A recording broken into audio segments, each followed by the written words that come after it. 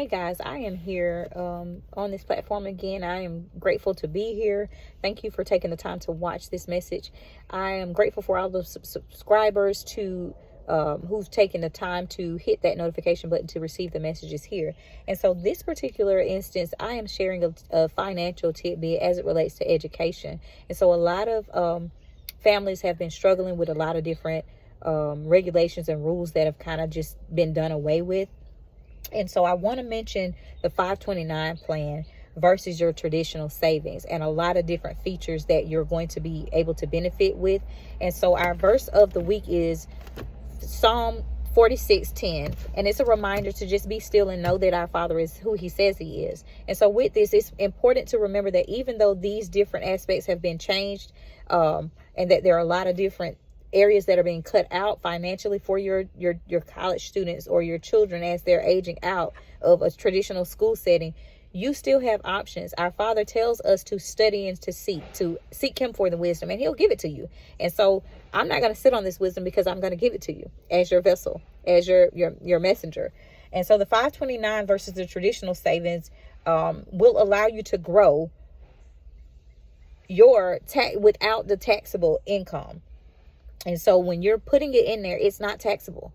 And so that's a benefit in itself. But on top of that, it's not going to receive the same type of investment or interest rate that it would if you just put it in a traditional savings. So not only are you able to save, but now you're able to also have that as an itemized tax deduction. And then you also want to invest a decent amount in doing so according to your budget. Of course, it does not look the same for everybody, but according to what you and your spouse or whoever is going to contribute for that child, you come to that agreed amount, and you contribute a decent amount. And then according to your budget, it's going to allow you to quickly prepare for what's to come.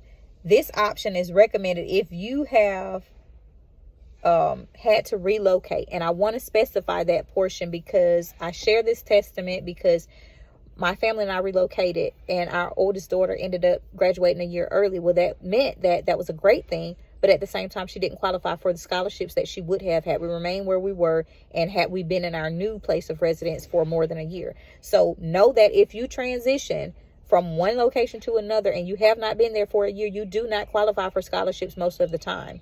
That is something that you need to know. And so share this message with someone that you know that may be considering these things. If they can live with a loved one to just remain there to the, through the continuation of that year, let them do that so they can still qualify for the scholarship, receive the scholarship, and then relocate.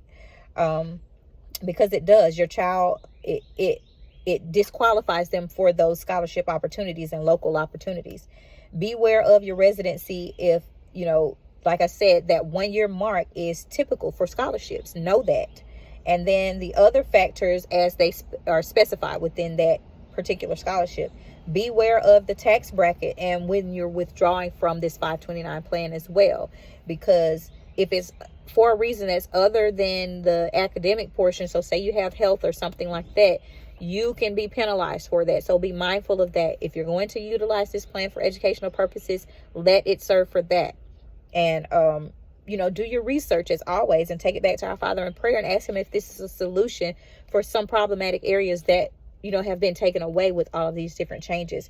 And so stop throwing away your money, guys, and acquiring debt, because you don't have to do loans. It is a proper way for you to save and be able to maneuver these financial aspects of taking your child to the next transitional phase as far as their education goes and certifying them in their career. And it's not a one size fits all. So don't ever let anybody tell you it's a one way to do anything and that you just have to do a regular savings. Do the 529 plan if it is something that fits your budget, and if it's something that is going to contribute towards your children and their future. And so as always, guys, I thank you for watching this video to its entirety, and I pray nothing but the best of success and heavenly things in your life and in your children's lives as well. And I pray that this speaks to someone, and please feel free to share it. As always, guys, I look forward to the next message with you guys. Take care.